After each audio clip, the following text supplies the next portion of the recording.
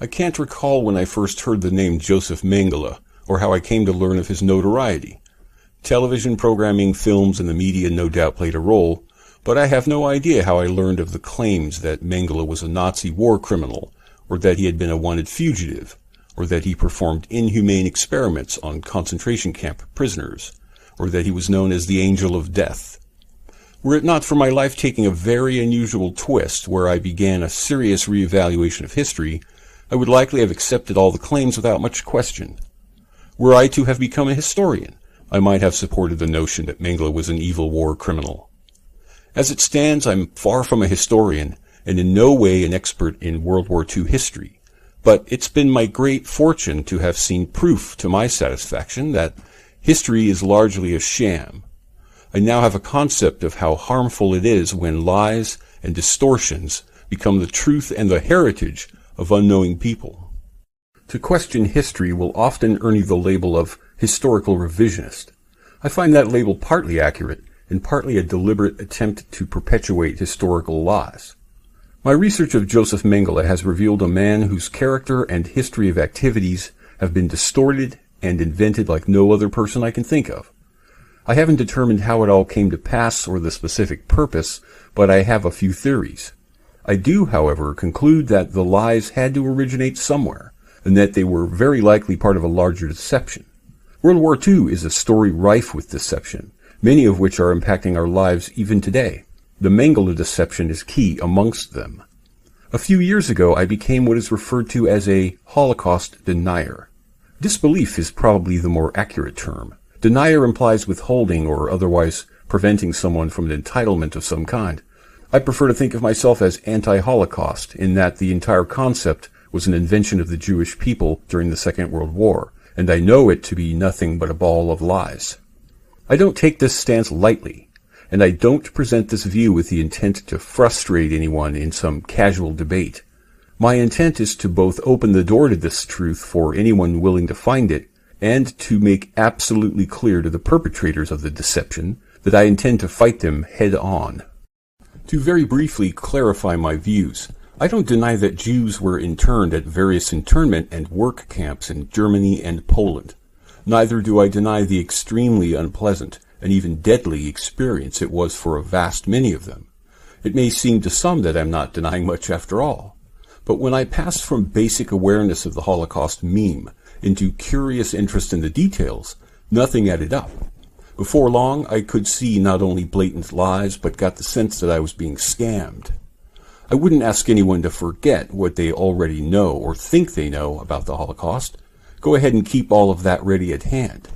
But consider as well some of what I'm about to share and decide for yourself if you can accept any of it. I'll start with just the common use of the label Holocaust denier by proponents of the Holocaust. Isn't it possible that the term was deliberately chosen to mischaracterize the person given the label? What exactly am I or others denying occurred? Wouldn't doubter or theorist or revisionist be a more accurate term? But I suppose it could have taken root by sheer coincidence or convenience. The Holocaust meme requires that at least some number of Jews were killed in gas chambers in at least some of the camps. But it's also supported by literally millions of details, some of which are of atrocities or other violations of human rights. Almost all of those details come from the accounts of the purported survivors. We're told that the people interned were Polish, Romanian, Soviet, disabled, homosexual, and of course Jewish. In fact, the consensus is that only half were Jewish. Why then is virtually every detail provided to us by Jews? Casimir Tafelin was captured by the Nazis and sent to Auschwitz. The Nazis saw that he was small, so they made him help build the roof on the crematoria. As he did so, he hid in the cracks of the roof and then crawled all the way up the 90-foot chimney before jumping to the ground. He claims he was so dehydrated that he just bounced off the ground. He then ran away and could hear his bones rattling as he ran. As Eddie Egger danced for Dr. Mengele, she saw the black smoke from the gas chamber, which likely contained the ashes of her mother, which is strange as a gas chamber would produce neither smoke nor ashes. Eventually she was thrown in a mass grave in the woods behind the camp, but an American GI spotted her hand move, and she was pulled from the pile of corpses. One woman recalls that so important was music to Mengele that he trained one of his dogs to be sensitive to every nuance of his favorite compositions. If ever the woman would play a note inaccurately, the dog would pounce on and viciously bite her. This happened many times when she was forced to perform before Mengele. She had at least 10 scars all over her body resulting from dog bites incurred by lapses in her performance. The following testimony is from the affidavit of one Regina Bialik. I was sick with typhus and was picked out at a selection made by Doctors Mengele and Tauber, along with about 350 other women. I was made to undress and taken by lorry to a gas chamber. There were 7 gas chambers at Auschwitz. This particular one was underground, and the lorry was able to run down the slope and straight into the chamber. Here we were tipped unceremoniously onto the floor. The room was about 12 yards square. When the room was full, a hissing sound was heard coming from the center point on the floor, and gas came into the room. After what seemed about 10 minutes, some of the victims began to bite their hands and foam at the mouth, and blood issued from their ears, eyes, and mouth, and their faces went blue. I suffered from all of these symptoms, together with a tight feeling at the throat. I was half conscious when my number was called out by Dr. Mengele, and I was led from the chamber. Mr. Hubert was sent to Buchenwald. In the camp there was a cage with a bear and an eagle, he said. Every day they would throw a Jew in there. The bear would tear him apart, and the eagle would pick at his bones. But that's unbelievable, whispered a visitor. It is unbelievable, said Mr. Hubert, but it happened. In the Sentinel, an American Jewish weekly, it was reported, "It is our belief that Hollywood has made a significant contribution to the war effort by accurately dramatizing this absolutely necessary understanding of the Nazi being." It goes on to read, "For what human being, no matter how depraved and debauched he might be, could bring himself to stuff infants into soccer ball coverings and kick them around the field as Nazis did to Jewish children at Lavau?" And this wasn't the only account of this strange behavior. The very chief rabbi of the British Empire made nearly the exact claim. Arnold Friedman claims you could tell whether Ukrainians or Poles, or fat or skinny people, were being burned in the ovens by the color of the smoke. If blue flames came from the chimney, it was a Hungarian Jew, and if green flames came from the chimney, it was a Polish Jew. Arnold blames God, saying, "I think God should have asked us for forgiveness." William Lowenberg was warned not to drink the water at Auschwitz, but he was given a magic pebble to make saliva, after which he didn't have to drink water for 3 years. Bear with me, I have only a couple more examples before returning to the issue of Mengele. It was claimed that 2 million Jews were killed at the Mauthausen camp. That number was later revised to 14,000. It was claimed that 1.5 million Jews were killed at the Majdanek camp. That number was later revised to 79,000. It was first claimed that 7 million Jews were killed at the Treblinka camp. Then the number was revised to 850,000. It has since been decided that no killings likely occurred at Treblinka. It was claimed that 4 million Jews were killed at the Auschwitz camps. That number was later revised to 1 million total. I could very easily go on with similarly ridiculous accounts. Even before doubting the Holocaust narrative, I remember laughing at the story one woman tells of swallowing her diamonds every day and subsequently having to fish them from her shit only to swallow them again. Her story of survival also includes what thousands of others do, of somehow being spared the gas chamber. In her case, she can only remember reaching the door and then being spun around and deposited back outside somehow.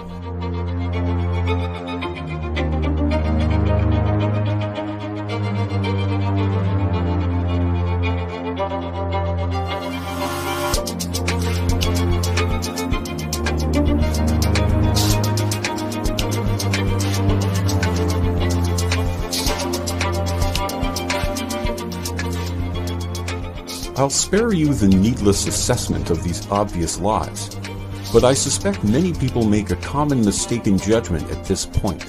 They assume that it would be impossible for thousands of Jews to first invent and then perpetuate for decades the gas chamber narrative. I can find no other explanation than that. But what's worse is that the whole ball of lies has become the true Jewish religion of the masses. Worse still is that just reporting what I have here would earn me years in jail in 12 countries. Many people are doing time at this moment for such a transgression. It has been labeled the Holocaust industry for good reason. And that's not taking into account the enormous sums being extorted by Holocaust survivors and administrators. If you are merely the descendant of a Jew interned in the camps, you can fill out a form and receive regular reparations. Not true if your relative was merely disabled. There are literally hundreds of Holocaust memorials and museums throughout the world. Educational programs are introduced in schools regularly. Universities devote entire departments not to World War II history, but to Holocaust study and Jewish identity issues. Hollywood consistently awards films depicting Holocaust themes.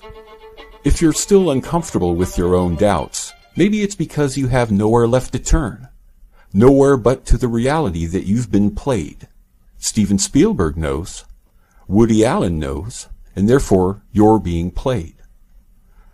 Josef Mengele was born on March 16, 1911, in Günzburg, Bavaria.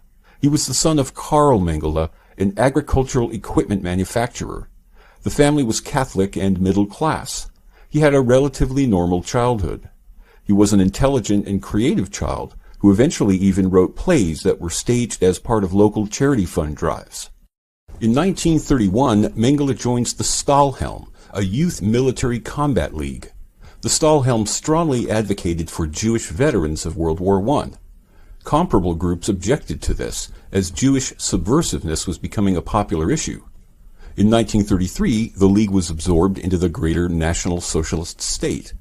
Despite his father wishing for him to pursue work in the family business, Joseph was instead interested in a medical career. He soon earned his doctorate from Munich University with the dissertation Racial Morphological Study of Lower Jaw in 4 Racial Groups.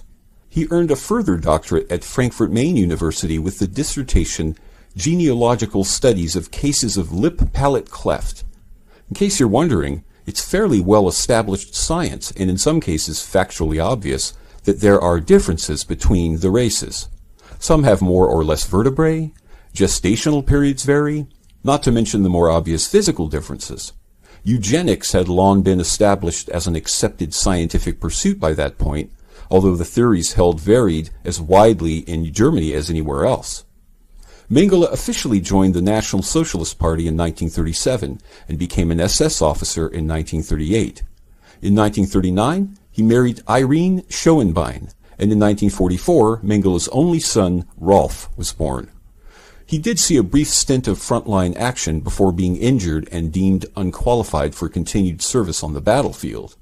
It was at this time that some claim he expressly requested to be transferred to Auschwitz. I was unable to find any proof of that, but regardless, he was assigned as the primary physician at the Birkenau subcamp at Auschwitz in early 1943. Claims made about Mengele frequently involve the research of twins, although they almost always claim his work went far beyond research. It's been claimed that he murdered twins, traumatized twins, performed vivisection on twins, cut twins in half, and then sewed their halves together, amongst other things. The association between Mengele and the study of twins begins when he gets an assistant position for Professor von Virchow, who says twin study was, quote, the most efficient method to ascertain inherited human traits, particularly disease, unquote.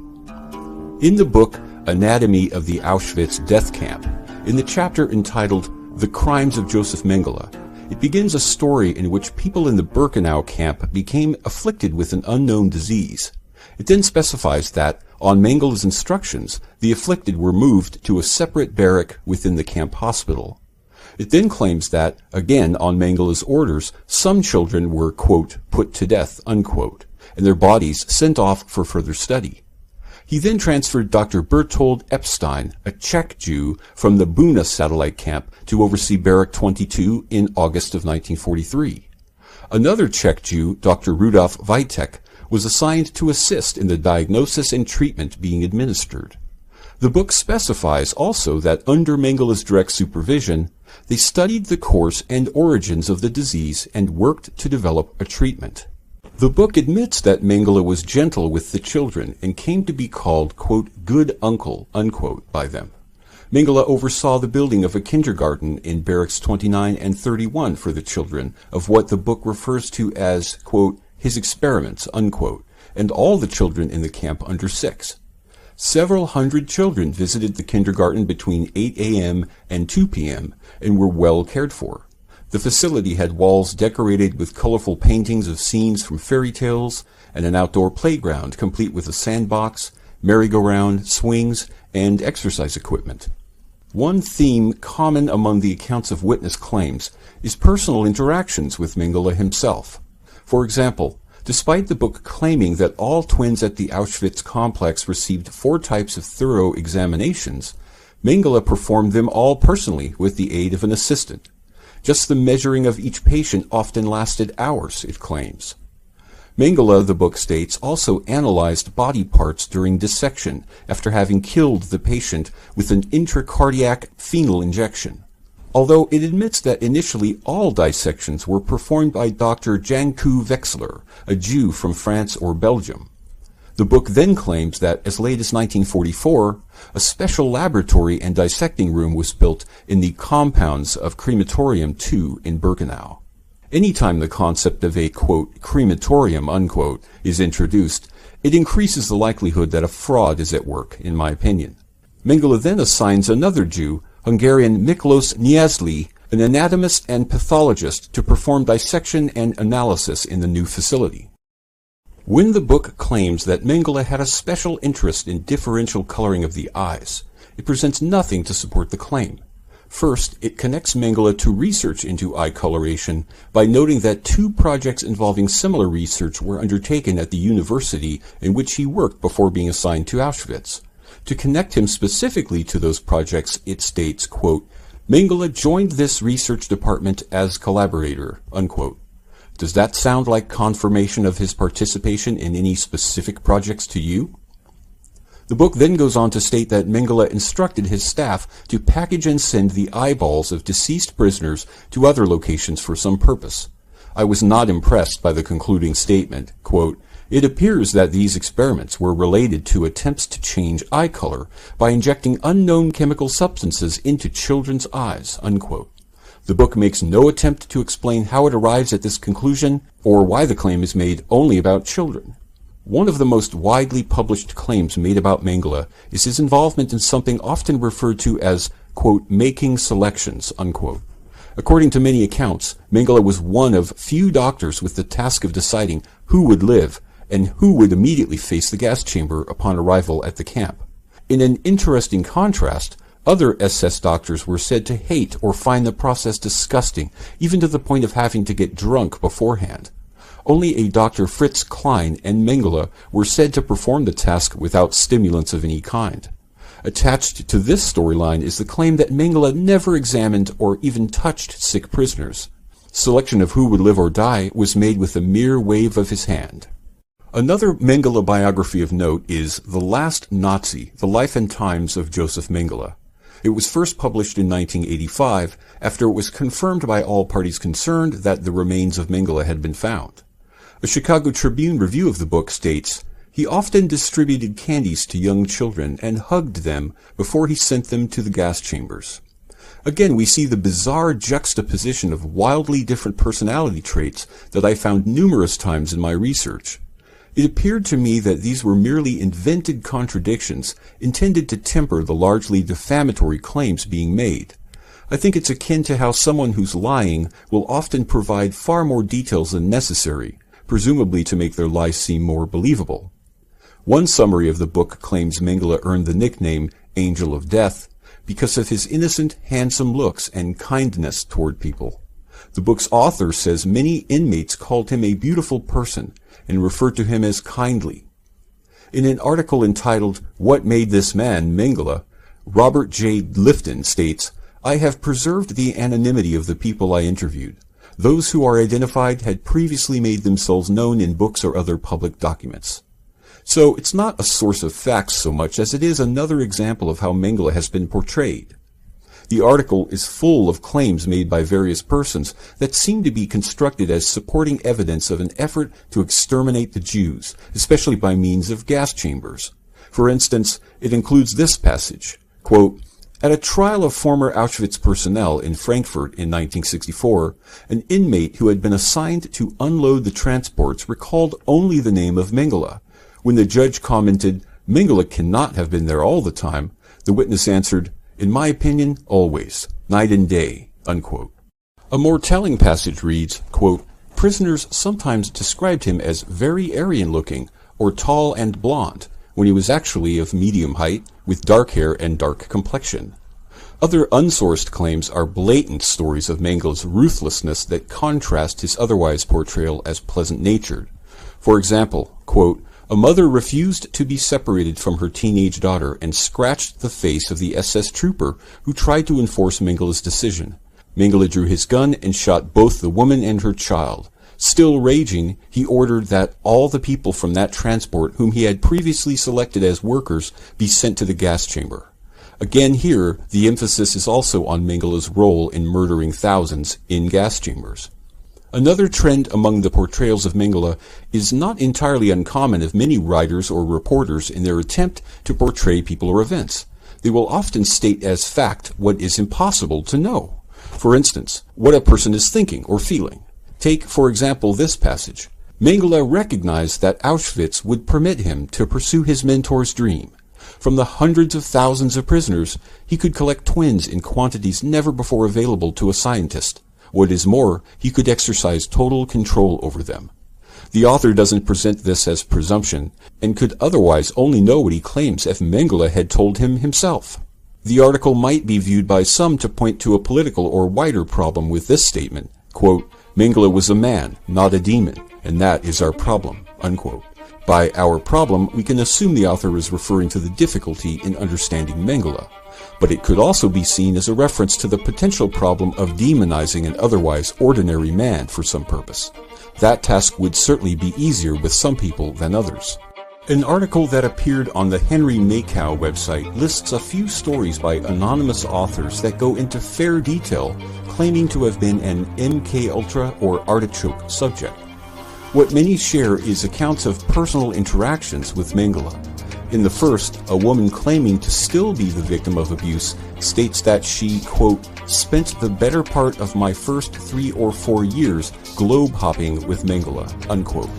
Before I go further into these accounts, I think it's important to explain my position on these and similar claims involving ritualized abuse or slave programming.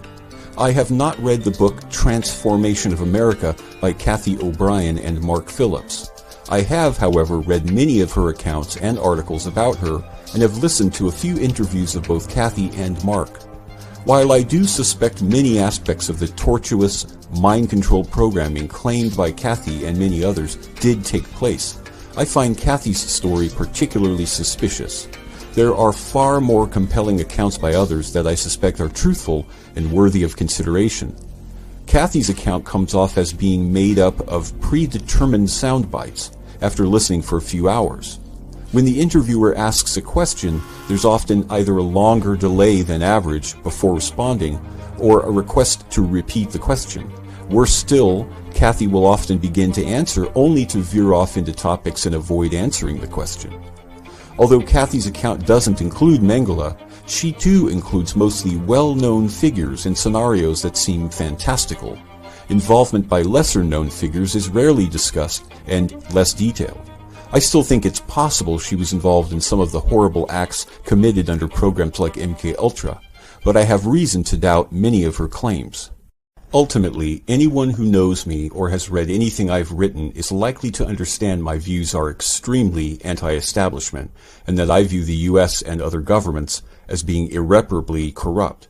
I'm familiar with how far the authorities go to achieve their aims or to simply exploit their power.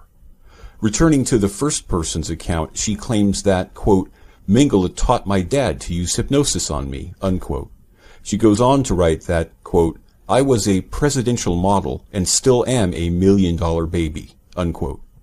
Another account is very similar to the first and reads, quote, "After being handed over to Mengele, aka Dr. Green, life on the bad lane ramped up.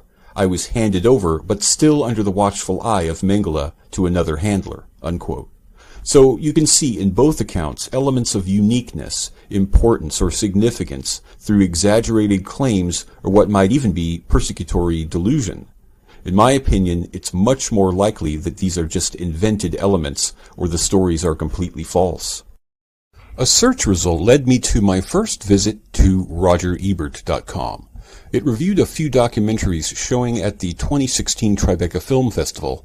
Among documentaries about Sandy Hook and Scientology, there was one entitled The Last Laugh, featuring the obligatory photo of Mel Brooks pretending to be Hitler. It says point blank that it's essentially about Holocaust jokes and the experience comedians had who dared to include the sensitive topic in their comedy routines. Not surprisingly, a purported female survivor of the camps provides an anecdote about Mengele. The article reads, "Firestone recounts a moment when Josef Mengele said to her during medical examination that after the war she really should have her tonsils removed. How could anything be funny about Mengele? But Firestone looks back on the moment, perceives the sheer absurdity of it and him, and it makes her laugh." By the way, medical examination is in quotes in the article. So in this case, a woman is describing a doctor giving her a medical examination and recommending to her that after the war she have her tonsils removed. Still, neither the woman nor the author can resist stereotyping Mengele as a brutal killer. The absurdity seems more the resistance to even considering that the encounter with Mengele described could have been benign or even helpful. I have a final point on Auschwitz and the gas chamber issue, which very much relates to Josef Mengele, as he was both a doctor at that camp and said to have sentenced so many to death by gassing. It's actually a story told by the son of a woman who spent a few days at Auschwitz in December of 1944, so very near to the war's end. It is therefore not a first-person account, but I found it very compelling and relatable. He first gives a detailed account of the circumstances in which his mother wound up in the camp for a few days.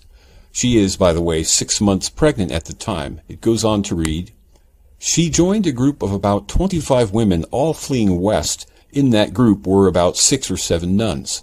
In late December 1944, one freezing afternoon, the women came into a small township in which were what she describes to this day as many factory buildings, which was the Auschwitz camp. The nuns asked the SS guards if it were possible to spend a night or so there. They were warmly welcomed by the guards. It was very cold, snowing, and getting dark at 4 o'clock in the later afternoon. The nuns approached the SS guards and were very pleased to say we could all be sure of a warm and dry place to sleep.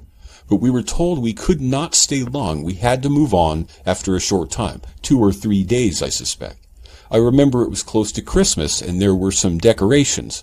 We slept on a wooden floor, and it must have been near a bakery because I remember the sweet smell of bread. I swapped a Vienna loaf for a pair of fine leather shoes with someone. They were alte Herren, old gentlemen, some quite old and extremely pleased to see the nuns. We were invited to dine with them at a large table. We were very well treated, but one thing on which they were firm was we would not be permitted to stay there. We had to move on. I asked her if she remembers what was spoken of most of all. What everyone, without exception, wanted was simply to go home. The SS men even spoke of an armistice. They all felt a negotiated peace like World War I would be arranged, and that all would be as it was before the war. I asked her if there was anything she saw that might suggest millions of people had died there in gas chambers. At this, she says something incomprehensible in Russian or Ukrainian, and spits on the floor. Her facial expression is now serious. She looks at me in the eye and says, "Look, I was there. 25 of us were there. Women talk. In our group there was a doctor, there was a chemist. The nuns were teachers. I was a teacher. And let me tell you, if there had been anything suspicious there, we would have known. If there had been millions killed, the entire communities around the region would have known and would have talked about it to us. Remember, rumors were everywhere. There was no TV, and by then no newspaper. Wherever we went, locals would ask us about where the Russians were or if the fighting was coming closer. The fact is, none of us saw anything, heard anything, or even suspected anything unusual about Auschwitz. The suggestion that the tired but extremely well-mannered old gentleman of the SS, who treated us so decently, murdered millions of people in gas chambers, is an outrageous, monstrous lie.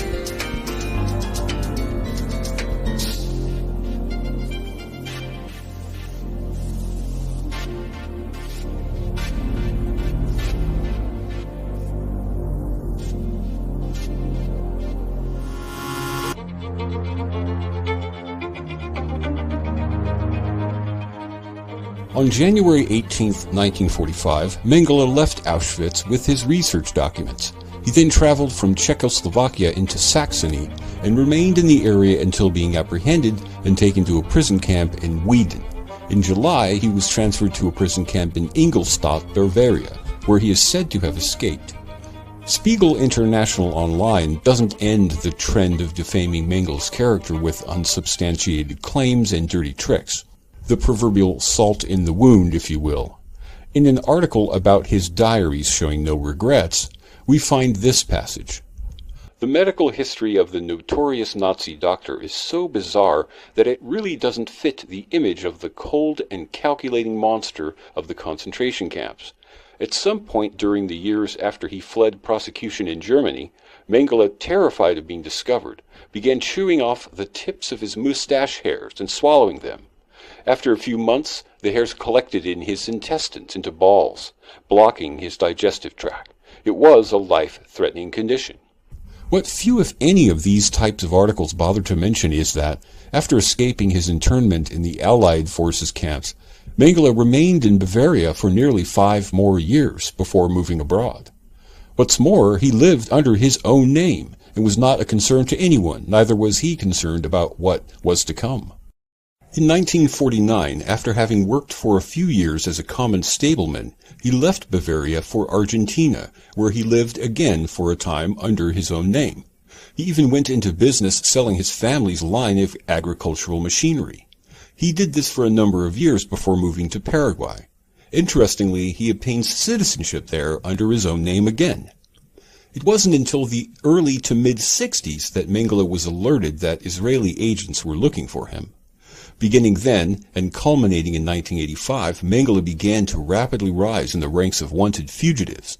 By 1985, Mengele was the most wanted fugitive in the world, with a bounty of $4 million on his head.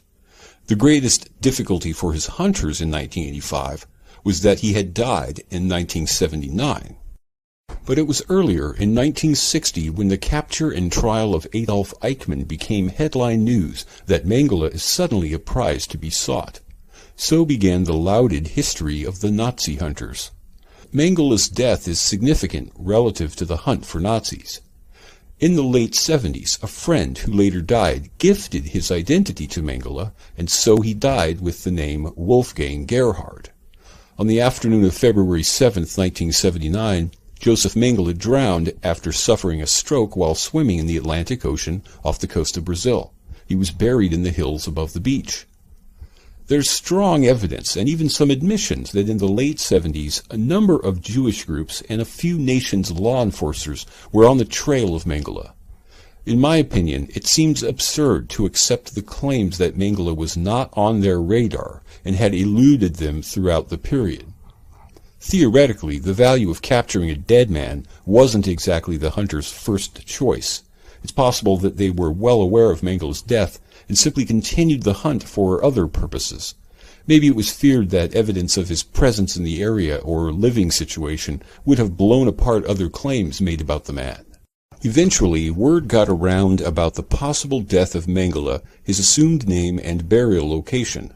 An investigative team of experts from America, Brazil, and West Germany exhumed the grave to determine the identity of the body found there. It was claimed that the gravedigger so damaged the skull when exhuming the body that it was in many small pieces. So the skull was reassembled, and that, combined with the bones and teeth, were analyzed. It reminded me of my experience of finding so little evidence of Mengele when I read about the team not having any dental records for him. That seemed odd, considering he was a physician by trade. Weren't older dental records at least available? Finally, after an exhaustive search of South American countries, someone had the bright idea to check the local town dentists for any x-rays of a Wolfgang Gerhard. Lo and behold, x-rays from only a year prior were found. But it was even before that, when phototransparencies of Mengele photos were compared to the skull, that a match was almost a certainty to the investigators. The x-rays, however, clinched it, and most nations with any interest in the matter officially declared they had found Mengele's body. Israel, not surprisingly, refused to acknowledge the findings as conclusive. The year was 1985. One could easily view this video report as being as much or more about organized Jewish programs and practices of deception than about Josef Mengele. That issue, certainly in my opinion, is far more concerning and worthy of discussion and action than that of Josef Mengele's activities during and after World War II. So I'll conclude my presentation of facts related to Mengele. Of those facts, though, I think I've shared sufficient evidence of a few things. First, that the entire focus on Mengele's purported atrocities is a critical underpinning of greater historical narratives, mainly the claims of people being gassed by the Nazis. Second, what actual solid evidence of any horrible acts committed by the man is either suspicious or non-extant. I have also shown just a meager sampling of what I've grown to expect from Holocaust survivor accounts. They are, in large part, ridiculous and devious in their invention. Some argue that fraud vitiates every related matter. I, however, don't strictly believe that to be true. I'm willing to accept that dozens, perhaps even hundreds, of Holocaust accounts are lies. Yet, to my thinking, that doesn't render the other accounts useless or bogus. But I admit that it doesn't add weight to their claims. Neither does all the lies and organized campaigns of perpetuating the lies do the Holocaust meme any favors. I have not proven that Josef Mengele is innocent of any mistreatment or worse of prisoners at Auschwitz, or of anyone else's innocence. I do think I've likely presented that certain claims, were they to be compared and firmly verified, would be proven false. Some of those facts are claims made about Mengele. More of them are claims made about Nazi atrocities and life in the camps. To the question, was Josef Mengele an angel of death and brutal psychopath, as is commonly claimed, I answer, probably not, and at most extremely unlikely. But the mere suggestion of that is not unlike suggesting that Hitler was not the instigator of World War II. Considering that the overwhelmingly broad campaign to promote the notion of Jewish extermination by the Nazis is tightly wound up with the angel of death notion, makes the suggestion of Mengele's possible innocence extremely controversial or even intolerable. Similarly, claims that Germany was unjustly blamed for the enterprising plans of the Allied nations in which many would die and the geopolitical face of the planet would be changed is certain to cause disdain. Anyone with a vested interest in upholding any false elements of history or keeping secret what would otherwise lead to their imprisonment isn't going to like these ideas or stand idly by. Other people may only be the benefactors of these deceptive campaigns and are equally likely to dislike these ideas or stymie any debate on these topics. What I don't understand is, how can so many people of varying knowledge of World War II people and events be so singularly minded in their support of any and all claims of German brand evil? What most people don't understand is how I could even have the opinions that I do, or how I could even ask such questions.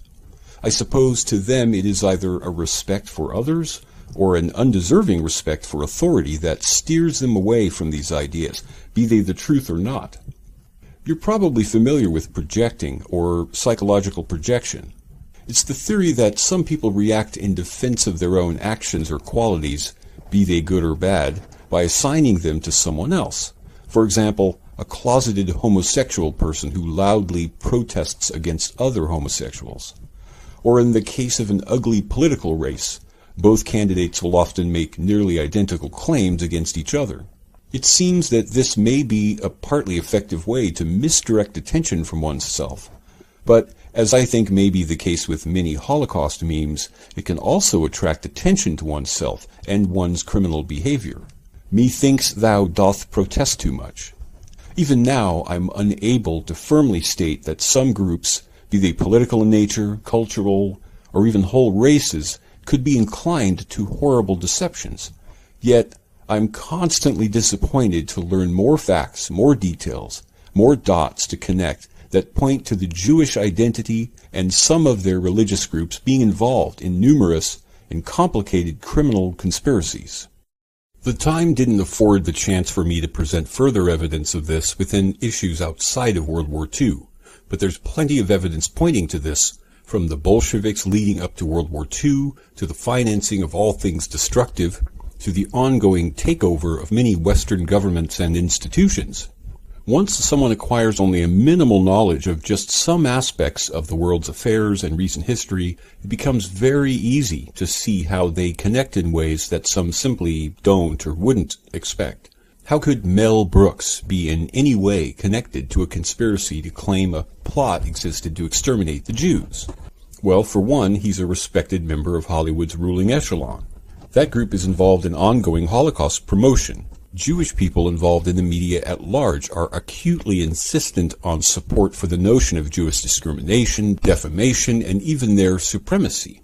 They often ask that others treat them differently, as victims or otherwise persecuted, which all of the Holocaust memes do nothing but encourage and support. So it's far from as simple a matter as guilt by association to suggest that Mel Brooks is in some way participating in these deceptions, or worse. I'm sure to be accused of anti-Semitism with this video report, to which I say, go ahead, but I don't believe you. Not only do I not support use of the term, but I have only grown more opposed to the aims of some Jewish groups as this anti-Semitism concept has grown to epidemic proportions. The ADL has declared it their greatest concern. Its very existence is tied to a suspicious event that looked more to me like an undertaking of justice than some form of discrimination worthy of creating an entire league to combat. I'll call it what I strongly suspect it is, truly, a historical, dangerous, cowardly, unfair, and immoral criminal conspiracy against humanity itself. But unlike so many who can simply point off in some direction and shout, "It was Germany and the Nazis," I can only point at one person at a time. Not even the ADL itself will ever catch me boldly accusing their every employee of being a criminal of some kind. In truth, I wouldn't dare discriminate against a Jew or anyone else for that matter. That is, unless they personally demonstrate that they themselves hurt or steal from others, condone such behavior, or observe it in silence. Which leads me to the final suggestion I have for those who would refuse to follow the truth to wherever it may lead. Sever your ties to any group whose activities often produce harm or theft. Denounce any support of groups that harm or steal as a common practice. Sever ties with and denounce any group suggesting their members are superior to others or have unique entitlements. And yes, I am aware that Judaism itself operates largely based on that concept. Thank you for watching.